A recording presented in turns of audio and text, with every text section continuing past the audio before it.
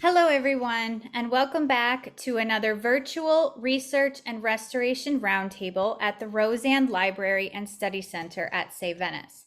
I'm Leslie Contarini, the Venice Programs Director of Save Venice.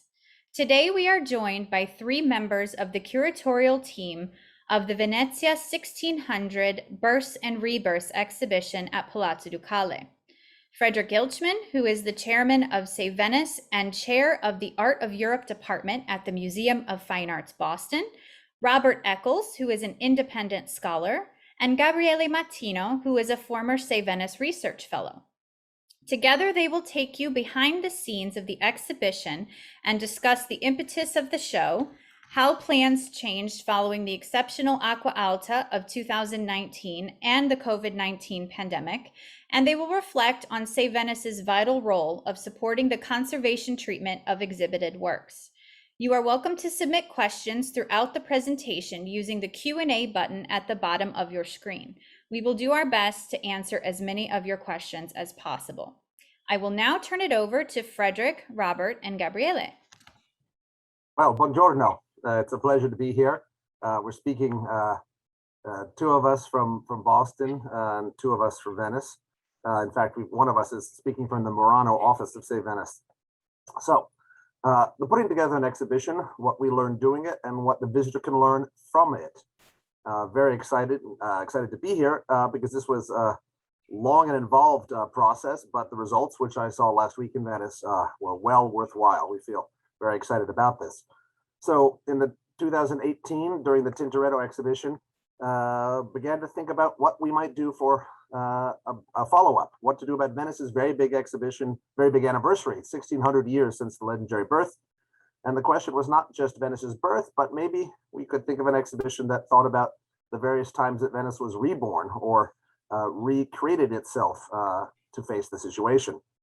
And doing an exhibition in Venice, one can learn quite a bit from previous exhibitions and indeed working with the same team in spaces.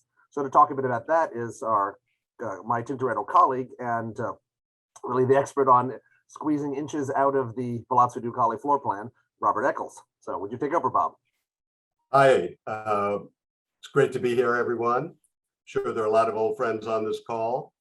As Frederick said, the Venetia 1600 exhibition really grew in many ways out of the Tintoretto exhibition that was at Palazzo Ducale in Venice in the fall of 2018 and then went on to the National Gallery in Washington. Many of our thoughts and our approach to the current exhibition grew out of our ideas and our experience with that show and the lessons that we learned. One of the lessons was that an anniversary is an extremely useful point to organize an exhibition around. Tintoretto was organized around the 500th anniversary of the birth of Tintoretto. And with that date as a focus, a lot of new scholarship emerged about Tintoretto. And it became an excellent point of reference for other exhibitions, other activities, and a deadline too to get all of the new findings out in time. And also, and this is very important from a Save Venice perspective, it provided a point, a trigger for new conservation, particularly of things that would be in the show, but also Tintoretto's elsewhere in Venice. And one of the major impacts of the Tintoretto exhibition were the new, newly restored, newly conserved works. Save Venice treated 19 paintings, not all for the exhibition, many of them in their original locations or other locations around Venice, but several of them were the real stars of the show in the exhibition. And they brought to light paintings that had just been kind of lost because of their condition. And frankly, Frederick and I, as Tintoretto scholars, had undervalued some of these works just because because of their condition. So one of them you're seeing here in the center of the screen, the next to last room at the Tintoretto exhibition. That's the Virgin Mary appearing to Saint Jerome from Ateneo Veneto, originally the school of San Fantine, which we always thought of as a sort of grade B painting. But when we started looking at it closely, we realized that it was a potentially grade A masterpiece. And once the restoration was completed, it really emerged as one of the stars of the show. In fact, it was so powerful in Venice, we had not originally planned to send it to Washington, but everyone agreed that it absolutely had to go to Washington. So Save Venice was an absolutely critical partner to the Tintoretto show. And in thinking about this next step, we always, from the beginning, envisioned Save Venice as a partner. We had worked very effectively with the team at the Palazzo Ducale on the Tintoretto show. We wanted to continue to have another exhibition working with Gabriele Matino and her team there. The Palazzo Ducale and the Doge's apartments there were perfect location for an exhibition. And as Frederick alluded to, I was kind of the king of looking at the floor plans and the heights of doors and figuring out whether things could get in and out of rooms. And I focused so much on that during the Tintoretto exhibition that came in extremely useful in this exhibition, where we were with Tintoretto. Frederick and I were going over to Venice 3 or 4 times a year. During the planning period for this exhibition, we weren't able to go at all. But the fact that we did have the spaces in mind, the measurements of the doors, where the corners were, what could come in and out of the various rooms was really essential in planning this show. You see here a wall text and an example of how it appeared in the Tintoretto exhibition. Wall texts are something that we devoted a great deal of attention to in the Tintoretto exhibition and got a lot of very positive feedback. And Gabriele Matino from the very beginning assured us that she wanted to have the same kind of wall text and labels, things that were short, punchy, drew the viewer in, made them engage with the painting, but kept the focus on the work of art itself rather than on scholarship per se, on things that really didn't relate to the object in front of the audience. We learned about the importance of working with an international team, both as part of the curating of the exhibition and on the catalog. And we tried to recreate much of that experience with this catalog with a team of English-speaking and Italian-speaking authors, and also not to have a traditional catalog with, say, 3 or 4 unrelated essays at the beginning that seemed to, no one seemed to have read anyone else's essay, followed by a long series of individual catalog entries. Instead, we tried to integrate everything, to work closely with the authors, to assure that their essays were integrated with one another, and then not to have individual catalog entries, but to try and treat broad subjects as a whole. And certainly a major lesson that came out of the Tintoretto exhibition was how great it was to work with Gabriele Matino. And we very much wanted to do that again. And Frederick, why don't you take over from here and say a little about that? Sure. Okay, next slide, please. So speaking of working with Gabriele Matino, one of the elements very much driven by Save Venice for the Tintoretto year was an entire exhibition in a site relevant both for the theme of an exhibition, but also for relevant to Save Venice. And that was the Scuola Grande San Marco, a building for which Save Venice restored in early years after 2000 through 2004, the enormous Renaissance facade of that building. Also a number of the paintings inside. And the Scuola di San Marco is now the historic rooms, the sort of museum rooms, let's say, of the Civic Hospital complex. And it was occurring to us in the early stages of planning the big Tintoretto exhibition for Palazzo Ducale that could there be a place, could there be something that would happen there, particularly thinking about the human body. The idea that Tintoretto is he's the great painter of the muscular human body in action in Venetian art. And so then to think of key themes like plagues, healing, anatomy lessons, and beyond that, surgery and medical and publishing, a lot of things came together.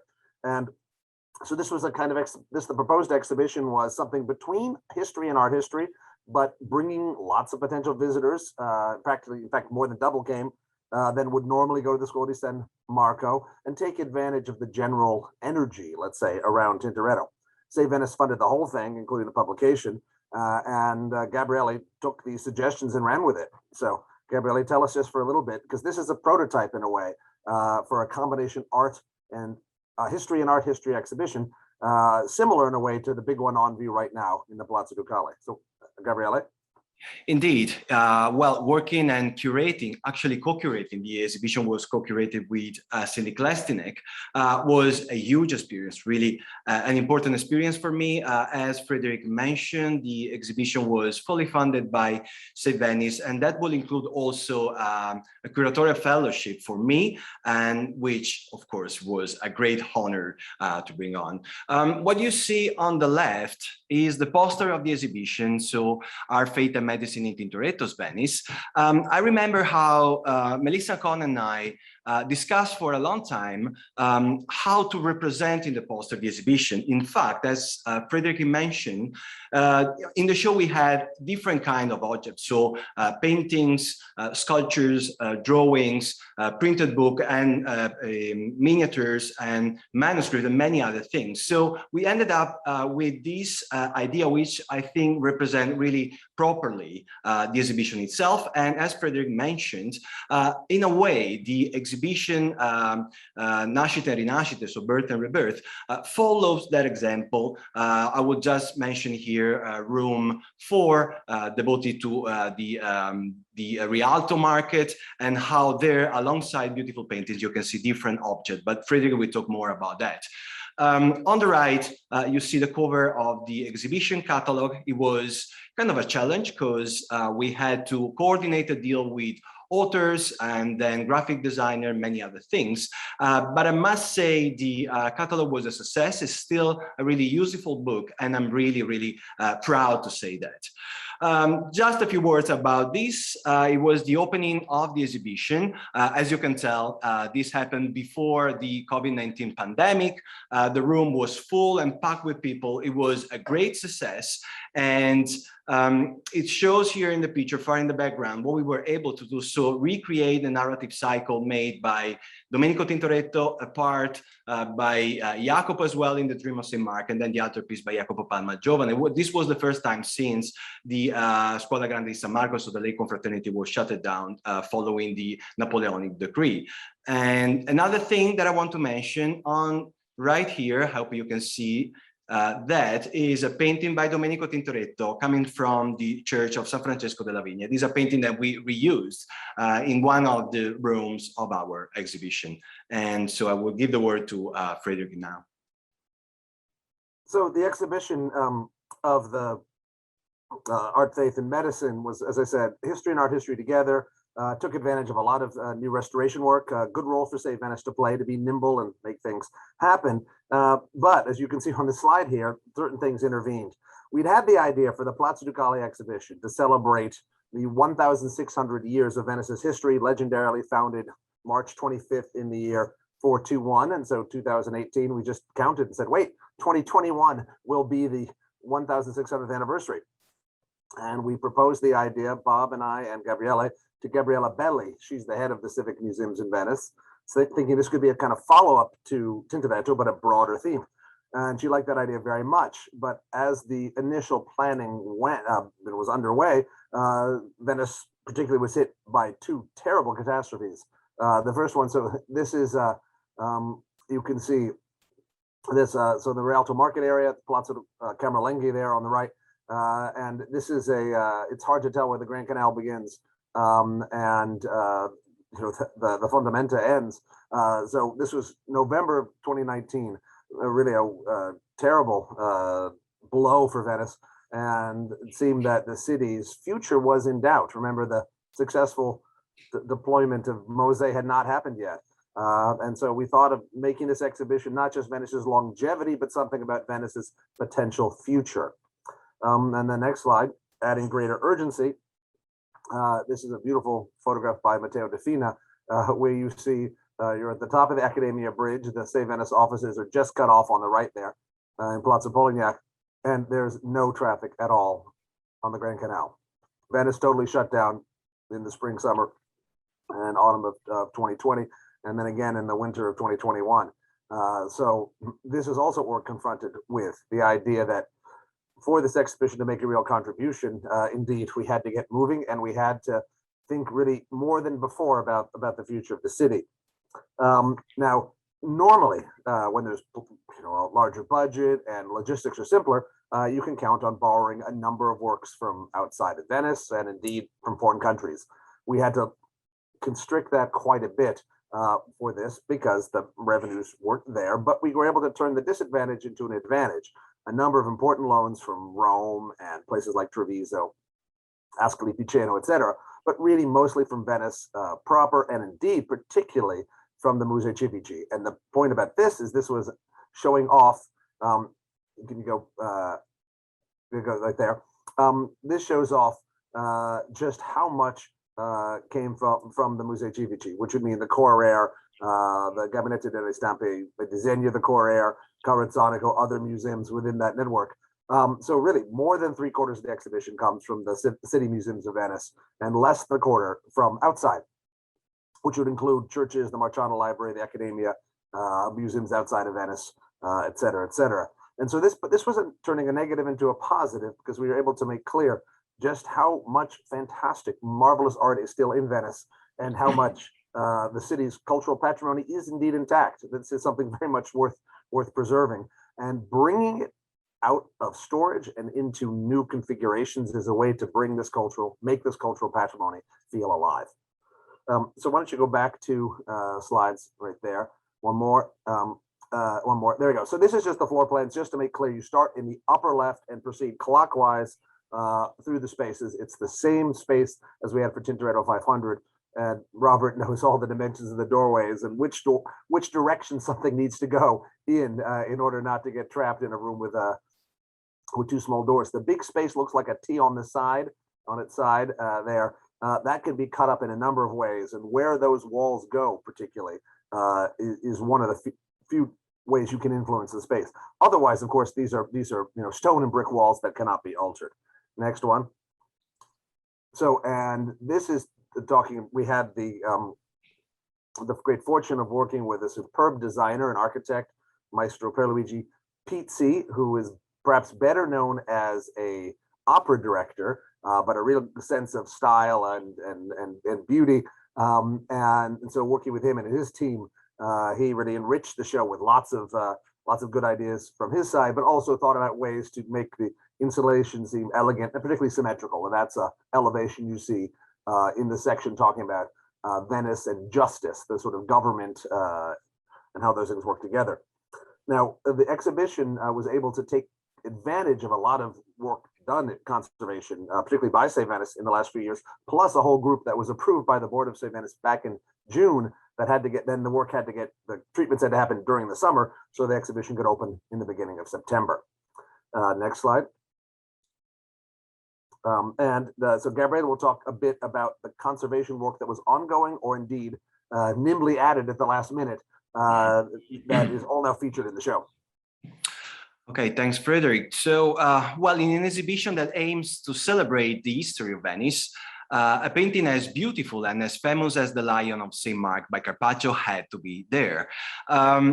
The canvas was restored in 2021 by Save Venice with funding from Jill and Richard Almeida. And the result, I think we all agree, is amazing, both in terms of color and light. As for the iconography, in relation to the exhibition, it is important here to stress how the painting shows the lion of St. Mark, the winged lion of St. Mark, as the symbol of the evangelist, but of course, as the symbol of Venice and the state. So a lion that strides across water and land as a reference to the dominance of Venice over the seas and the mainland, what was known back then as the Stato da Mar and Stato da Terra, respectively. Another feature which is worth noting here is the sentence on the book held by the lion. Now, it reads in Latin, "Peace be with you, Mark, my evangelist." Now, this is a reference to the so-called dream of St. Mark, a legend made by Venetian, according to which during the stay of St. Mark on the island of Rialto, he received a vision of an angel of God who predicted that his body was bound to return to Venice. And this is a story really important, a legend really important for the identity of Venice itself, which in a way links to the following beautiful illuminated manuscript, which was restored on purpose for this exhibition. It is a missal, so a book which was used to celebrate Mass in the Basilica di San Marco, starting from the 14th century. It was restored in 2021 by Save Venice with funding from the Savio Benefatore, a cultural association in memory of Cesare and Vice Vivante. This manuscript is property of the Basilica of the Biblioteca Marciana. Before treatment, the condition was so poor that it couldn't be shown not even to scholars. So by following the restoration, we actually were able to show this beautiful manuscript both to general public as well as to the to scholars for the first time.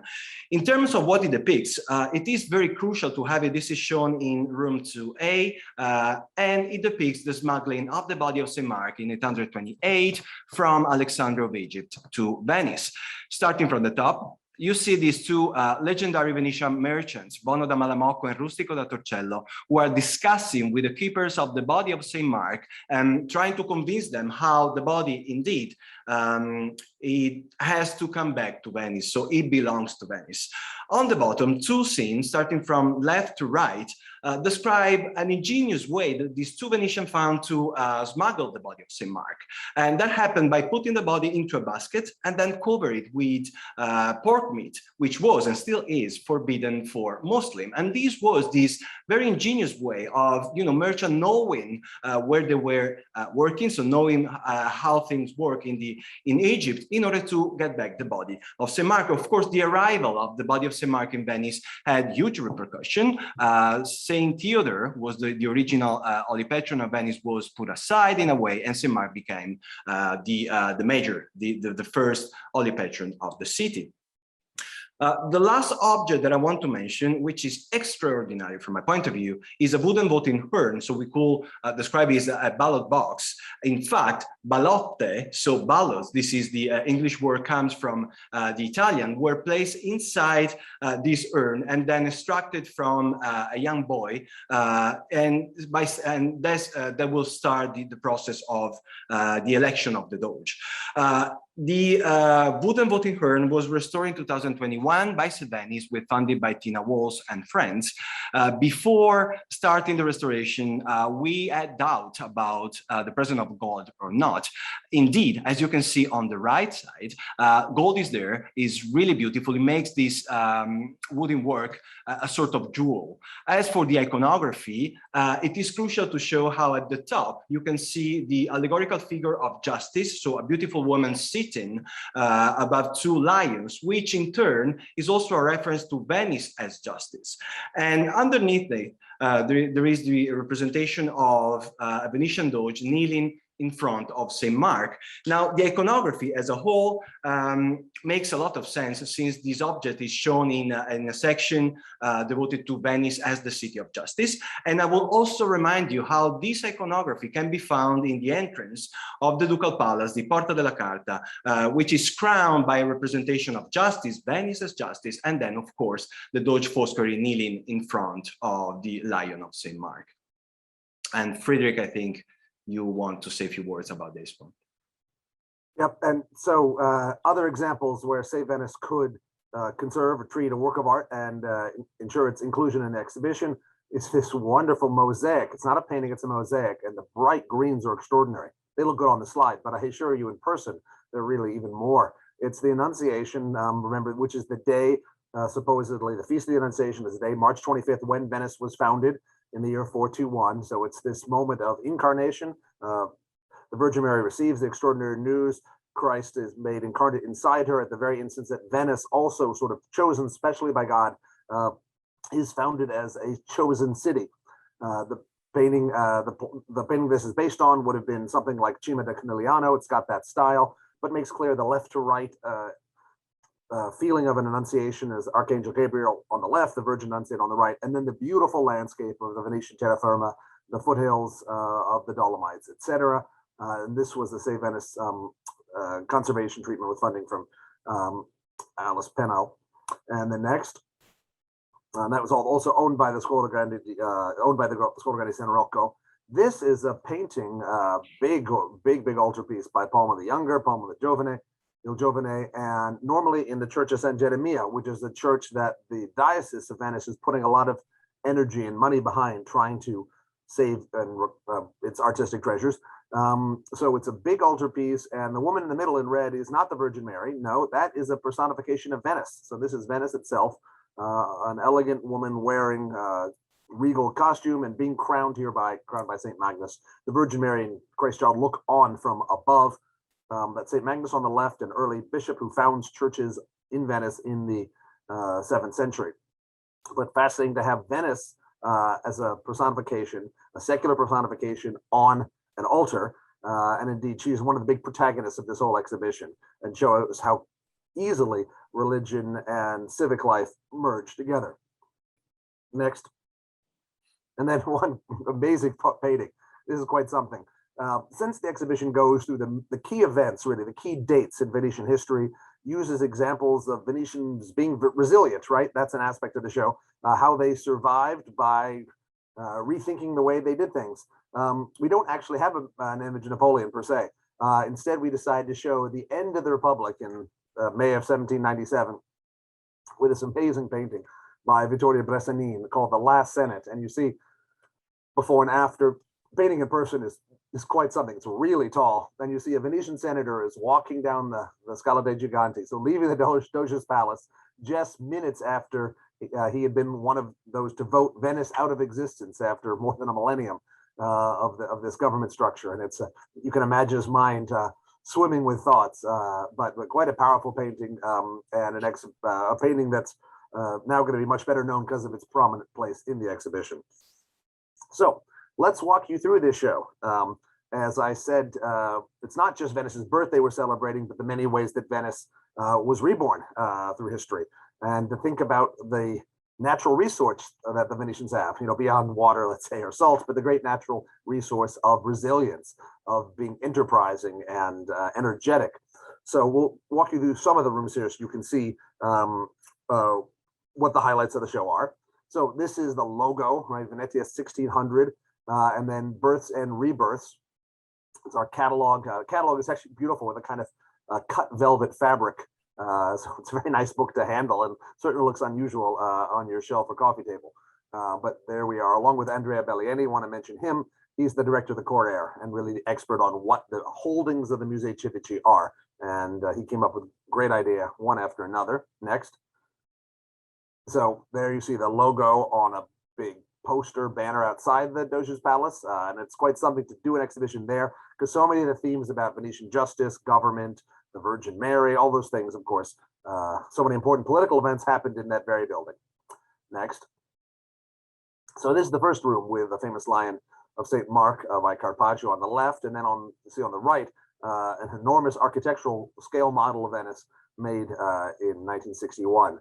And this is sort of a dramatic beginning just to show the physical layout of Venice and the most important iconography, which of course is the winged lion of the evangelist. Next.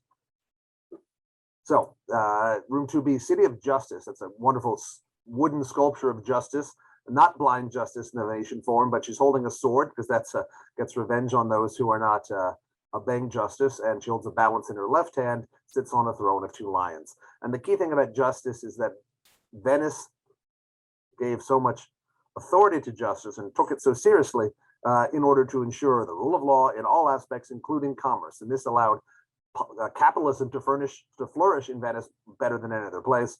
You've got a portrait of the Doge there, and then of course that great altarpiece, the one that had by Palma the Younger that was restored thanks to the help of Susan and Carter Emerson, especially for this show. Next one. And then a little bit later, we've got the City of Merchants, right? Remember, that's the title, Merchant of Venice, Shakespeare's famous play. And capitalism, as I said, has to flourish with under justice, where people can be sure that contracts and rules would be obeyed. A nice addition that Pizzi, the architect, came up with was to use a lot of these signboards of the various guilds in Venice. So there are carpenters and caulkers. Caulkers put the caulk between the boards of a ship, and the makers of combs and the spinners of cotton and the dyers of cloth. These are all in those signs.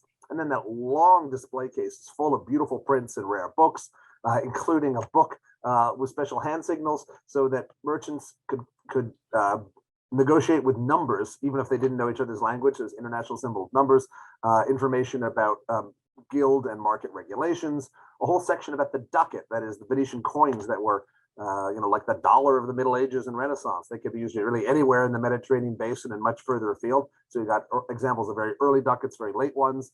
The other great export is in the last case, which was the printed book. And so many things we think of printed books developed in Venice under Aldo Manuzio in the late 15th, early 16th century, including the pocketbook, the idea of printing in foreign languages, italic type, and just elegant typography. All those things develop in Venice. So this room, City of Merchants, is about the merchants themselves and some of the products that they then sold, including things they would bring in or export that was manufactured in Venice. Next. Okay, now, this is in the City of Merchants. We have this nice surprise. This was Gabriele's idea. So there you see on the left is the famous painting by Carpaccio of the Calling of St. Matthew, where Matthew is a tax collector and he's being taken by the hand by Jesus to join him, become one of his disciples. And this isn't set in the Holy Land at all. No, this is set in a Venetian banker's stall, like the kind you would find in the Rialto markets in the 15th century. And this is part of a cycle currently being conserved by Save Venice at the school at St. Giorgio degli Schiavoni. And this was a wonderful, prestigious painting to have, to make such a nice surprise. The details in his stall, including the little notes and credits and coins, all those make so much sense in terms of this iconography of the life of merchants and insurance and related points. Next. And then we go, a wonderful painting there, attributed to Cesare Vecellio, but of a merchant family. You can see the head of the family, the older man on the left, and then various sons and daughters-in-laws and grandchildren, all dressed up like a team picture. And they're celebrating the fruits of the fruitful capitalist economy, right? You've got jewelry, fancy clothes, carpet from the Middle East, etc. And this conservation treatment was sponsored by Professor Patricia Fortini Brown, who in fact wrote for the catalog. And I just want to say briefly, Save Venice not only enabled a whole number of conservation treatments, for which we're very grateful, but a team of scholars connected with Save Venice was able to really almost provide the spine of the catalog, including Patricia Fortini Brown, Dennis Romano, who Patricia is a Save Venice board member. Dennis Romano, the famous artist, the famous historian, is on the Rosand Library Committee.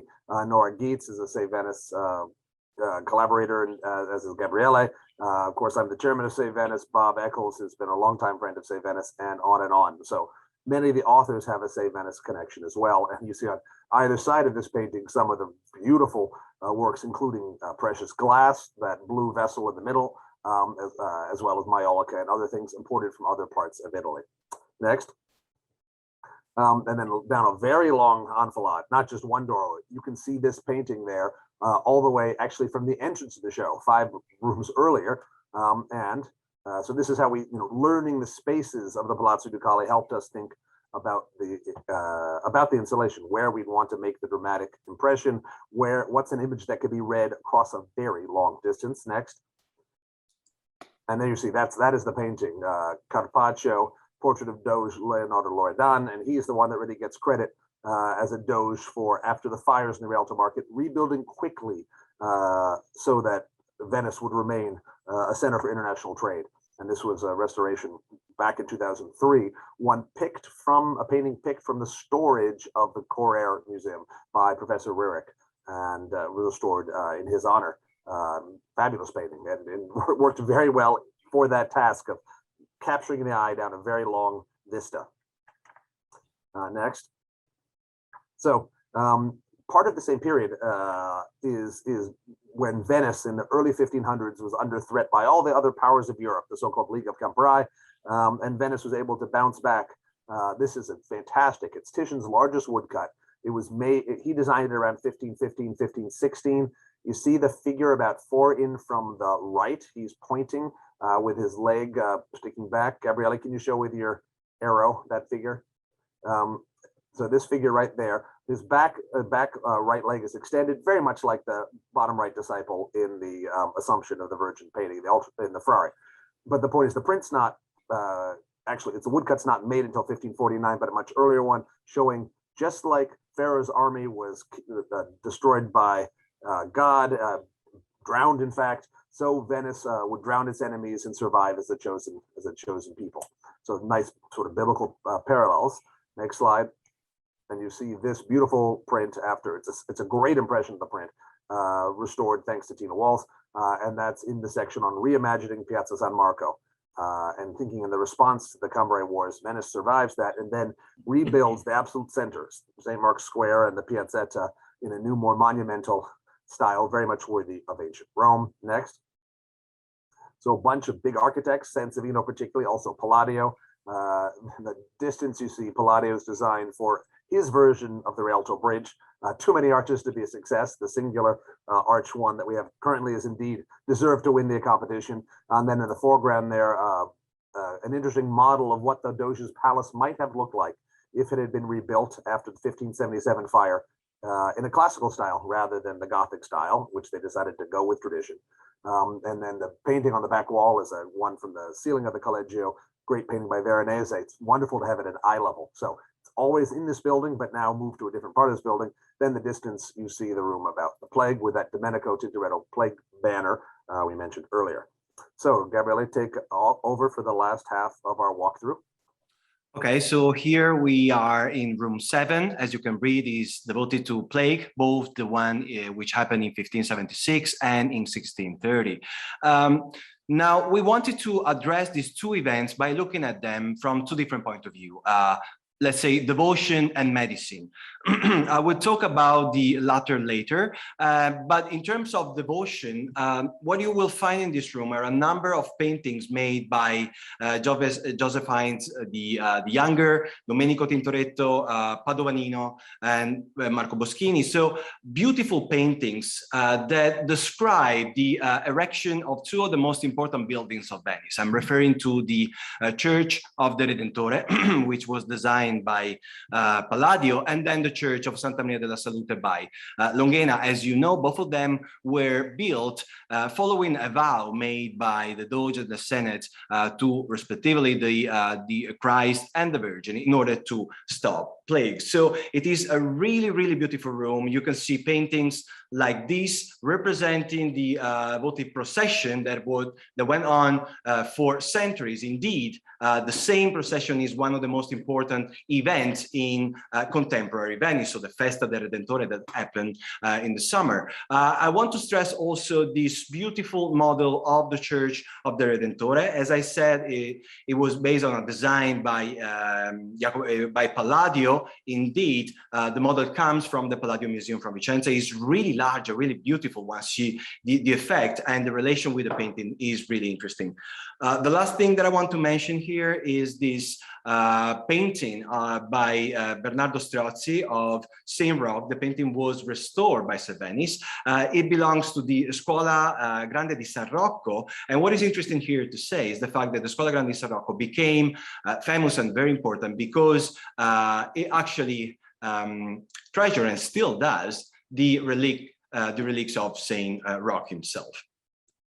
The following room focuses on the lingering glory. Now, it really addresses what is most renowned about Venice in the 18th century. And here I'm referring to music, theater, gambling, love, pleasure, and of course, carnival. All of this is well represented here. It's a sort of view of a society which lived careless without thinking of what was going to happen, and which is clearly represented here.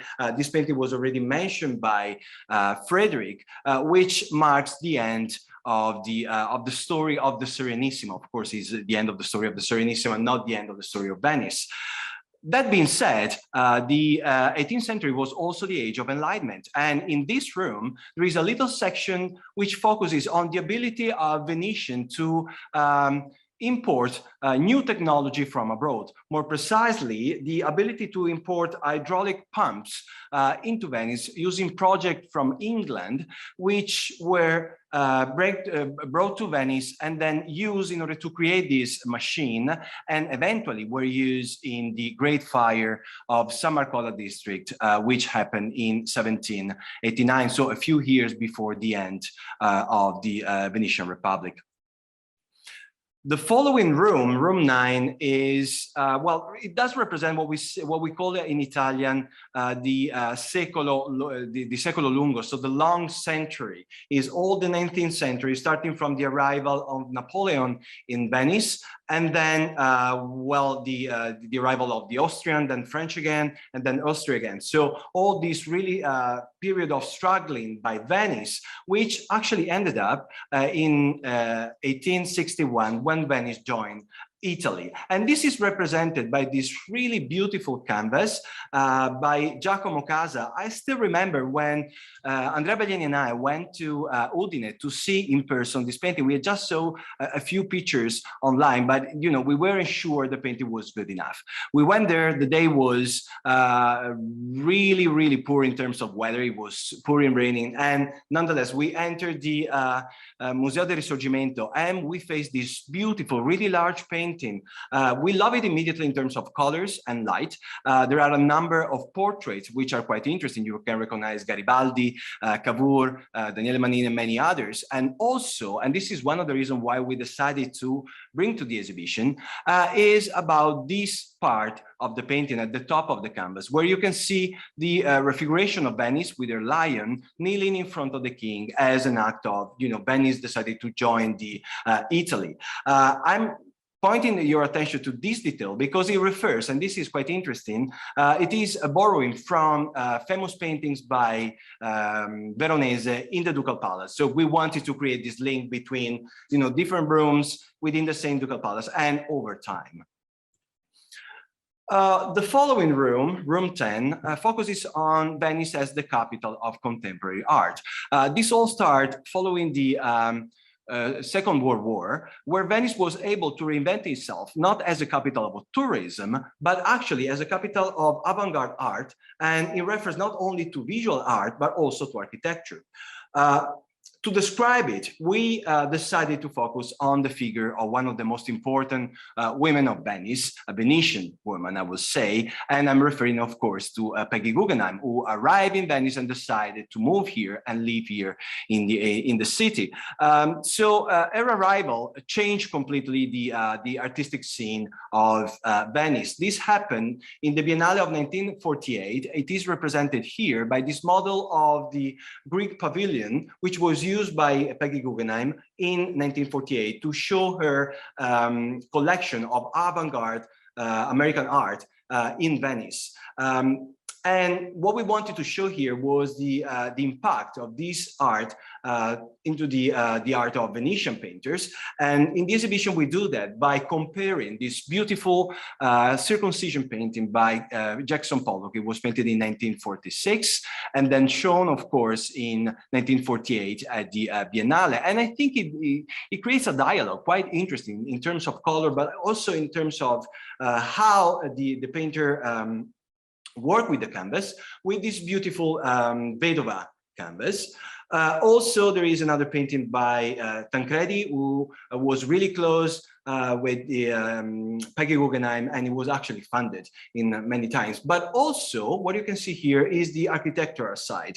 A number of models, really interesting, representing projects that were made for Venice, but were not realized in the time. So projects that in a way remain on paper. You can see here in the background the Masieri Memorial, which was designed by Wright, and also the hospital, which was supposed to be in the San Giobbe area here in Venice, designed by Le Corbusier. Both of them remain on paper, but still it was important from our point of view, show how Venice was open to new projects and was able to attract some of the greatest architects of the time. Now we come to the final room, room 11, which is devoted to Acqua Granda. So a reference to the flood, both the flood of 1966 and 2019. Now you can imagine how could be a challenge to end an exhibition like this. Quite difficult to try to find a solution. I think that Gabriella Belli, who actually worked on this room, found the best way of ending the exhibition, and we all agreed with the project. So her idea was to represent those two floods by using a video by Bill Viola, the raft, because we didn't want to represent the event by using historical video, but try to make it more as a universal message. As you know, the video, it starts with a number of individuals who don't interact to each other, and then following the water, they all reemerge as a community, as people that help each other to as I said, reemerge and survive after the flood. And this was this positive message that we actually wanted to stress in this section and use as the ending of the exhibition itself. Frederick, I think. Yes, so we've now walked you through some of the highlights of the exhibition. You can see our thesis that Venice doesn't have just one sort of birth and then that sets things in motion, but one of the distinctive aspects is that Venice indeed is born many times again, and Venetian resilience is one of the greatest resources. And indeed, we thought of this exhibition in part not just to summarize all the successes and all the dedication Venetians have had to overcoming challenges in the past, but thought of this also as a roadmap for the city's future, both for Venetians and the people all around the world who love this city. How could Venice learn from the past? And we've got each of us, the exhibition we believe is full of good ideas, but we just wanted to share sort of one or two with you right now before we get to our questions. Gabriele, in terms of lessons from Venice's history as seen in the exhibition, why don't you start off with the one that's probably most obvious right now, as we're still in the age of COVID. So as Frederick said, to me, the room that provides, among all the others, a useful lesson to the visitor is room 7, the one devoted to plague, mostly because of the COVID-19 pandemic. Now, the first thing that I want to mention is back then, as today actually, there was a heated debate between two parties, let's say, basically those in favor or more concerned about public health and those more interested on economic.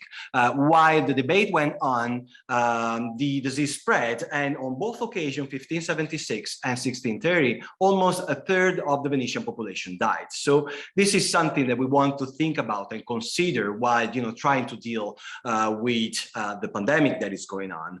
Now, of course, Venice is famous for quarantine, not only because it invented the method itself, but also because of the word. Quarantena is an Italian word. It was invented here in Venice.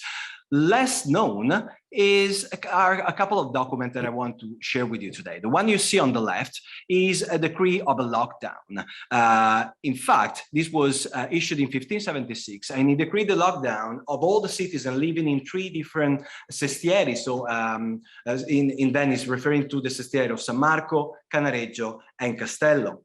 What is interesting here is the fact that the Venetian state was rich enough to take care of its citizens, and so providing them with food, clothing, as well as wood in order to, for heating the house. And this is something that, we still need to think about. So the ability of state to help its citizens in moments of crisis like this.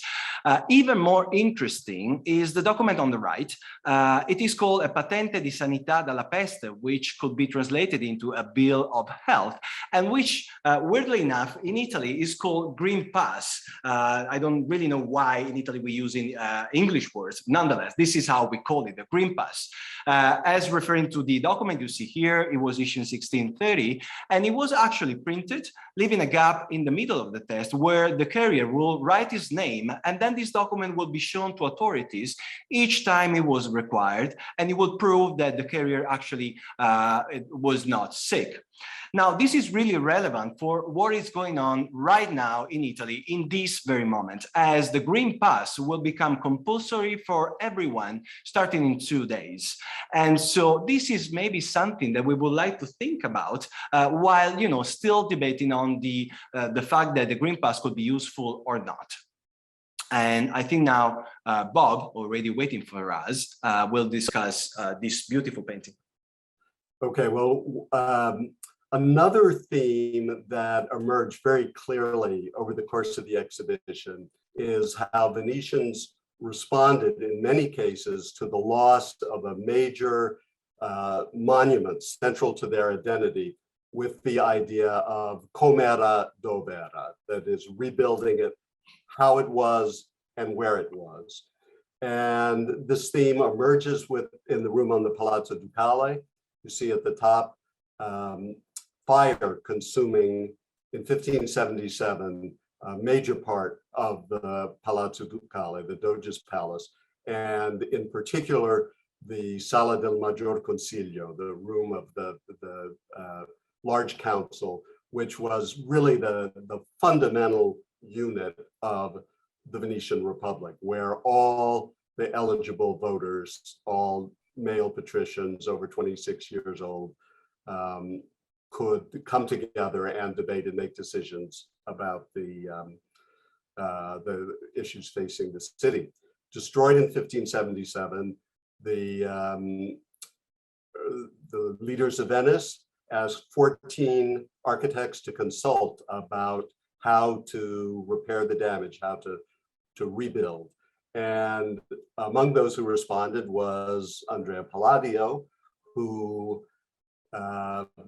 pointed out a lot of what he felt to be defects in the original structure of the building. He criticized the Gothic style, and he proposed that it be rebuilt in a classicizing style.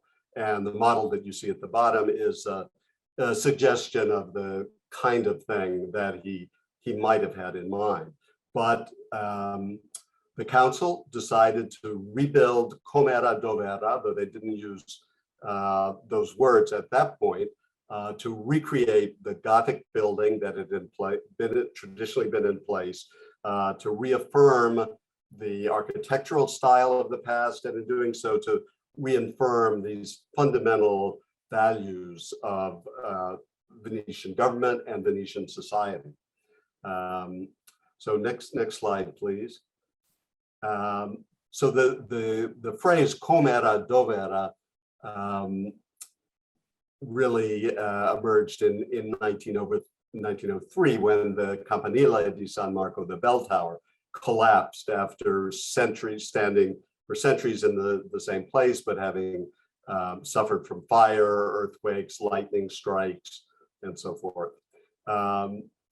It collapsed into a heap of rubble. That same day, the new city council of Venice authorized reconstruction of the Campanile, implicitly as it was where it was, although that was never stated clearly. But within a couple of days, some architectural critics around Europe started asking, why should Venice not have any modern architecture? Why should the Campanile be rebuilt exactly as it was, where it was? It became a real cause célèbre. It went on for several years, actually went to the Italian parliament to be debated. But one of the things that came out of this discussion is what you see on the left, which is one of my favorite images from the show, which responds to the idea that Venice might benefit from some modern architecture, showing the Campanile and the Basilica of San Marco rebuilt in high secession or Art Nouveau style, as was very popular around 1902. But in fact, within a year, the mayor of Venice put his foot down very firmly. He said, "Com'era, dov'era, e così sia." How it was and where it was, and that's the way it shall be. And in fact, that's what happened. And the Campanile was rebuilt within 10 years, opened almost exactly 10 years after it had fallen, in a style on the outside identical to what had been there before, but with using modern construction techniques, with an elevator inside, various other modern improvements. And the phrase really sort of ran through all the debates about modern versus traditional architecture in Venice over the course of the 20th century, but really came to the fore again in 1996 when the beloved opera house La Fenice was totally destroyed by fire.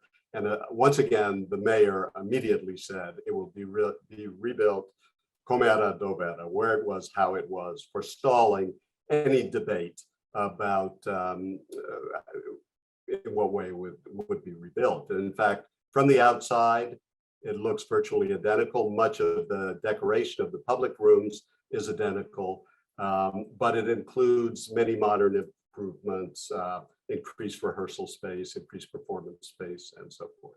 So this is perhaps only one side of a debate as to how much architecture in Venice should reflect the past, should imitate the past, to what extent modern architecture should be built in Venice. But it's certainly food for thought, and the notion, I think the real lesson perhaps that comes out of these is the importance of prompt action. And in each of these cases, the Venetian government made a decision to move forward immediately without much debate to recreate these images which were so central to Venice's image of itself. Frederick? Yep, so to offer one more, so very important, and this is something that was harder to just show in the exhibition display there, but it's a strong theme in the introductory essay, which is the point about being environmentally sensitive and aware. And we can learn a lot from the way that Venice has had a very nuanced relationship with its larger environment, not just the level of the seawater building, how to build using wooden piles deep into the mud, but also being very aware of the whole ecology of the lagoon. Venice very early diverted the number of rivers and streams that would have emptied into the lagoon and therefore silted up the lagoon. They diverted them so they would actually enter the Adriatic north or south of the lagoon, eliminating what of course happened with Ravenna, once a port city and now several kilometers inland. But this is a great image here. This is in the exhibition. So it shows sort of forests up in villages, up in the hills, the Dolomites. And this is an example of specific forests managed by the Venetian government to ensure long-term availability of specific trees to provide masts and other parts of ships, also to provide charcoal and other things needed. But the key thing was that certain trees that had to go to certain heights in order to serve as the masts for sailing ships. And this was shows an example of long-term environmental thinking, not just thinking the next business quarter, the next year, but thinking 20, 30, 50 years into the future. To that end, this is something we should be thinking about more now. And it's heartening. The Venetians were doing this in the 16th and 15th centuries. And so Venice was a pioneer on understanding its placement with the environment. And indeed, in a sense, the rest of the world is only now catching up. So those are some of the lessons that we can take from the exhibition, visitors to the exhibition. We hope that policymakers and journalists and citizens look to these lessons from the past as inspiration for planning the future. We'd love to take some questions. I can show again, we can end on that magnificent painting that greets you in the first room of the show, the Lion of St. Mark by Carpaccio. And more or less, it's also the logo of Save Venice. So that's a nice thing as well. Well, thank you so much, Frederick and Robert and Gabriele, for sharing that exclusive behind the scenes look at the exhibition. We are also now joined by Melissa Kahn, the director of the Venice office of Save Venice, and we are all happy to answer your questions. I do have one question to ask the curators. Many of the works we saw today have not ever been on public display. And so I was wondering, what were some of your favorite pieces that you were able to share with the public for this exhibition? I mean, we can have each have a choice, but I think this might be obvious to us, everyone watching this Zoom, but it's I think it bears repeating, is that lots of works of art are light sensitive and certainly humidity sensitive, etc., particularly works on paper. So pastels, watercolors, all manner of prints, engravings, photographs, and they're normally kept out of light, right? And so it takes an exhibition to energize them, to make them come to life. I said before, and I'll say again, I think that grand woodcut by Titian of the drowning of Pharaoh's army in the Red Sea is a spectacular work of art. It needs no apologies as a work on paper. It is a work of real genius, both from the design point of view and the skill to have that composition unfold over those 12 wood blocks. I mean, that's a favorite. But again, it can't be on view all the time. So it takes an exhibition to make that visible and sort of share that very profound idea with the public. Bob, do you have one? Or Gabriele, a favorite? Well, I'll just say one of the great things about an exhibition like this and the restorations is that you see things that you weren't even aware that existed. And I will show my ignorance by admitting that I was not aware of the existence of the Giovanni Novello mosaic of the Annunciation in San Rocco. I probably walked by it in the staircase to the Treasury. I'm not sure where it's displayed. I don't even remember that, but that was such a revelation. It's such an absolutely beautiful little work and so interesting to have a mosaic used for an altarpiece. I think that really has to be unique and just such an exquisite work. I love that.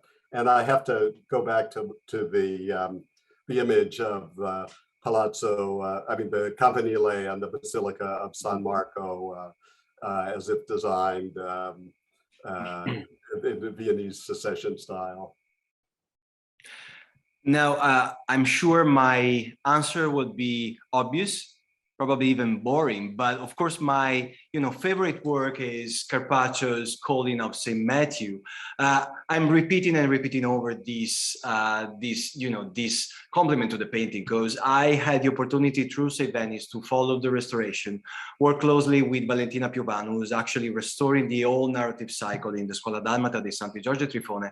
And by looking at it and discussing with Valentina, I was able to come up with, a new interpretation. Of course, it is a proposal, but still try to interpret more closely what it depicts. So not from a point of view, a Jewish moneylender, but actually a Venetian banker.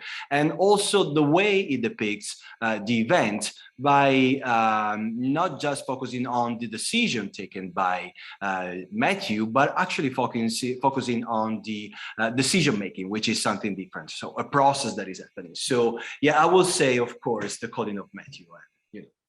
That's the reason why. All right. I just have one question. What's next for this, amazing trio of curators after the Tintoretto show, the Venice 1600? Now we're just curious. Do you have anything else you're thinking of putting together? Well, I mean, Bob has said he's been retired for a number of years, and he came out of retirement for Tintoretto 500 and also for this. I do think one thing, I won't speak for Gabriele or Bob, but I don't think this is the end of our collaborations. And indeed, Bob and I have further Tintoretto work to do, scholarly work, including material with all the portraits of Tintoretto. That was a big focus of that exhibition. But one thing I think is that we have, if not established, we've confirmed a very successful formula, which is that working with the City Museums of Venice, they have beautiful spaces and deep collections. They can do things very quickly because we officially got the green light after the kind of 1 year almost absence of, 1 year pause of COVID. We officially got the green light in January, and the catalog was out in mid-August. So I mean, all of that was edited, photographs taken, book design, printed, labels written, edited, and then printed, mounts made, display cases. All that happened, in 6-7 months at max, and that's incredibly efficient, including all those conservation treatments. So the formula would be working with the civic museums, assembling a good team, checking in with each other. You can do it a lot with Zoom, right? But the key thing is that a nonprofit like Save Venice could make a real difference.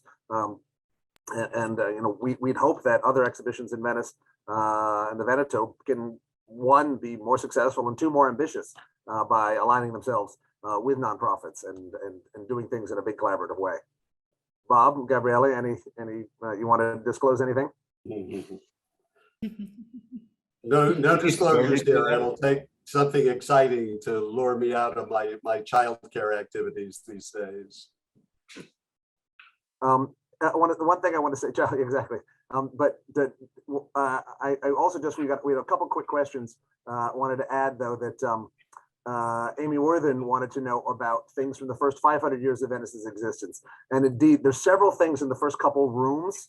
There is a baptismal font that's basically an early Christian work of art. There's Constantinople, things taken from Constantinople that would have been made in the 8th, 9th, 10th centuries. There's very old manuscripts, but really in the whole Venice's history, the Venice that we see, the Venice of monuments, the Venice of museum collections, really gets running and going in the later Middle Ages, and so it's really by the later Trecento, Quattrocento that we have enough objects that are easy to move that the exhibition can get going. And we should also mention the catalog, where parts of topics that we were not able to represent and discuss in the exhibition are indeed largely discussed in the essays of the catalog. And so I really suggest you to have a copy, and some of the essays are really, really interesting. And I'll emphasize they're short too. It's a model of compactness. It's very sort of concise and useful. We've had questions about distribution of the catalog and where one can get one, and not quite sure actually. Eventually everything's available in the United States, but looking just now online, I did not see one. Any bookstore in Venice, it seems, has it. Any ideas, Bob? Have you? No, I've been looking for it too. I've checked on Amazon and Googled it, and it does not seem to be distributed to the US yet. Yeah, this is something that I should check with the editor and make sure that it becomes available even in US. Well, the exhibition runs a long time. It will run at least to March 25th of 2022, which is be the 1601st birthday of Venice. And indeed, talking with the director of the Musei Civici, Gabriele Matino, she also was saying the possibility could even be pushed, a month or two beyond that as a question. So the good news at least is that this is not a short run at all. There's a long chance for people who might come to Venice this winter or spring to take it in person. Okay, well, thank you again, Frederick, Robert, and Gabriele, for taking the time to speak to us today. Just wanted to remind everyone that our next roundtable is scheduled for Wednesday, November 10th, and it will focus on the new discoveries being made during the conservation of Titian's Annunciation in the Duomo di Treviso, which is now undergoing conservation thanks to funding from Save Venice. This presentation will be in Italian, but we hope to see you all again next time. And thank you again, everyone, for joining us. Thank you to our speakers, and we will sign off now. Bye, everyone. Bye. Bye. Thank you. Bye-bye. Great to be here. Bye-bye.